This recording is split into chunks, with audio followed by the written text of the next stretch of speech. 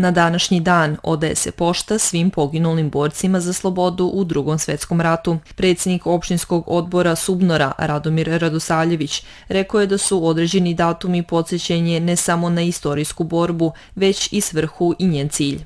Poznato je da se mi prilikom svakog, pa i ovog okupljanja, podsjećamo na značajne događaje iz naše istorije, na večnu borbu našeg naroda protiv raznih zavojevača. Dobro je što u takvim manifestacijama sve više učestvuju i mlađe generacije, što je garancija da žrtve naših predaka nisu bile uzaludne.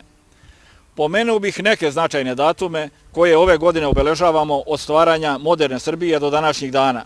7. i 8. jul 1913. godine, kada je srpska vojska u bici na Bregalnici pobedonosno okončala Drugi Balkanski rat. 100 godina od iskrcavanja srpske vojske na ostrvo Krf i zajedno sa saveznicima obrazovanje Solunskog fronta.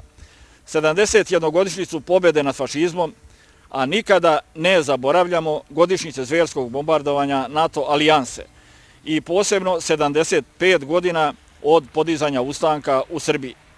Svi ti datumi i događaji duboko su urezani u svijest našeg naroda i zato danas, kada obeležavamo 7. jul, mi se sa ponosom sjećamo svih naših oslobodilačkih ratova, čuvamo ih od zaborava i skromno ih obeležavamo, ali i dostojanstveno, jer to ove generacije duguju svima koji su dali živote za slobodu. Vence ispred spomenika na Partizanskom groblju položili su predstavnici opštinskog odbora Subnora i predstavnici lokalne samouprave. Svečanosti su prisustvovali i članovi partije Ujedinjenih penzionera Srbije, borci iz rata i ostali građani.